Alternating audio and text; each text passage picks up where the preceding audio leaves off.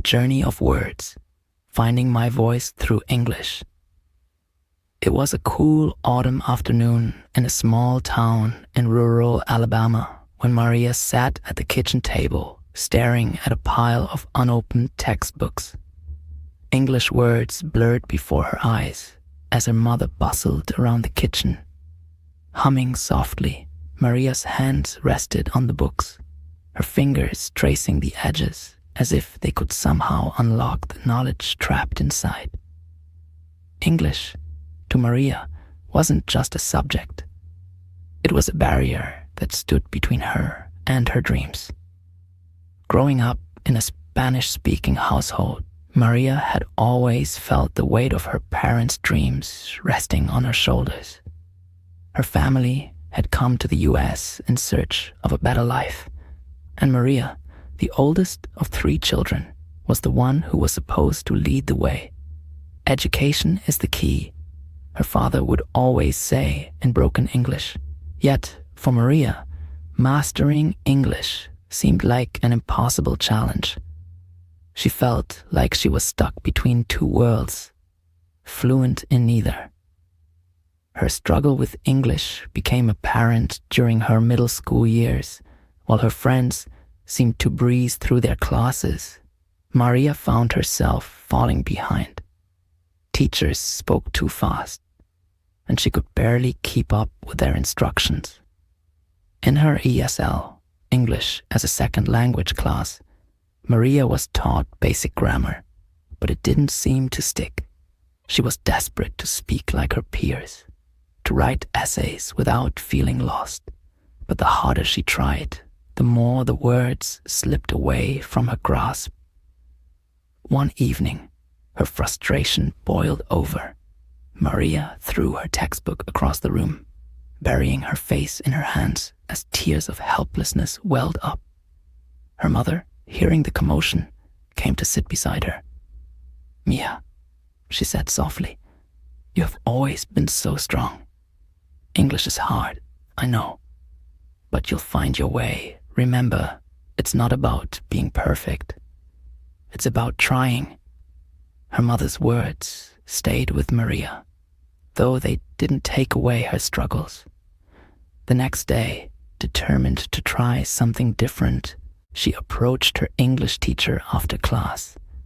Mrs. Reed was a kind woman in her mid-50s with a deep understanding of what it meant to feel out of place. She had taught ESL students for years and knew that Maria was capable of much more than she believed. "Maria," Mrs. Reed said, pulling out a book, "I want you to try reading this out loud at home. Don't worry about understanding every word. Just focus on the sounds. Trust me, this will help you." The book was a simple novel meant for middle school students, but it felt daunting to Maria. She took it home and, for the first time, read out loud in her room. At first, the words felt foreign on her tongue, twisting and turning in ways that felt unnatural. But as the days passed, she found herself growing more comfortable with the sounds. She didn't understand everything, but the act of reading aloud helped her feel the rhythm of English. It wasn't long before Maria began to realize that her struggle with English wasn't just about grammar or vocabulary. It was about confidence. She had been so afraid of making mistakes that she had stopped herself from even trying. But as she read aloud, stumbling over words and correcting herself, she started to feel a little less scared. Her breakthrough came one afternoon in her local library. Maria had become a frequent visitor, borrowing books that Mrs. Reed recommended, trying her best to read and comprehend on her own. On this particular day, she was sitting quietly at a table, reading a story about a girl who, much like herself, was trying to fit in. A woman sitting nearby noticed Maria's focus and smiled. "That's a great book," the woman said in a southern accent, leaning over. "My daughter read it when she was your age. You like reading?"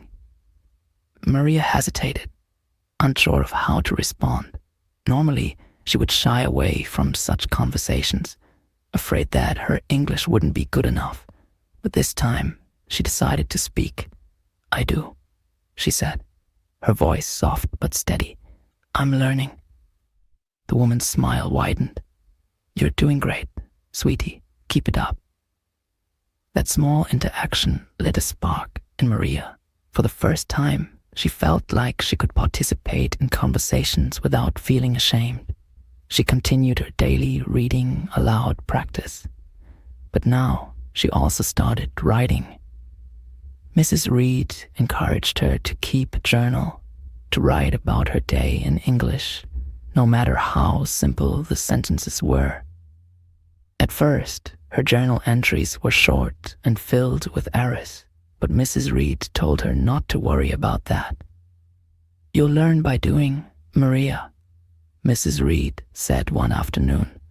"Write like you're speaking to a friend. It doesn't have to be perfect, just right." And so Maria wrote. She wrote about her family, her school day, her feelings of being caught between two worlds. She began to see her journal as a safe space where she could express herself without fear of judgment. The more she wrote, the more her confidence grew. But English wasn't just about writing or reading. Maria still had a long way to go when it came to speaking fluently, especially in front of her classmates. Public speaking terrified her. In class, when the teacher called on her, she would freeze, her mind going blank. The thought of speaking English in front of others made her palms sweat and her heart race. One day, her school held a talent show, and Mrs. Reed gently encouraged Maria to participate. "Why don't you read one of your journal entries?" she suggested. "You don't have to do anything fancy, just read what you've written." Maria's initial reaction was one of terror, but something inside her told her that this was the moment she had been preparing for. She had spent months practicing, reading aloud, and writing every day. Maybe this was her chance to prove to herself that she could do it. The day of the talent show arrived, and Maria felt her heart pounding as she stood backstage. When her name was called, she walked onto the stage, her hands trembling slightly. The spotlight was bright, and for a moment, all she could hear was the sound of her own breathing. She took a deep breath and began to read. Her voice wavered at first, but as she spoke, something shifted. The words that she had practiced so many times flowed out of her, and by the time she finished, the fear had melted away. The audience clapped, and Maria smiled, a real, genuine smile. It wasn't about being perfect. It wasn't about having flawless grammar or perfect accent.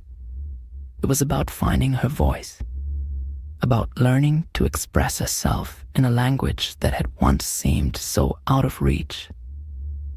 Over the next year, Maria continued to improve. She joined an after-school English club, where she practiced conversation with other students. She watched English movies with subtitles, pausing to understand the dialogues. She even started helping her younger siblings with their homework, realizing that teaching them reinforced her own learning. Maria's journey wasn't easy. There were still days when she felt frustrated, when English felt like a language she would never truly master. But every time she felt like giving up, she remembered the small victories, the kind words from a stranger in the library, the applause from the talent show, the pride in her mother's eyes when she spoke English at the dinner table. In the end, it wasn't just about learning English. It was about learning resilience, patience, and the power of perseverance.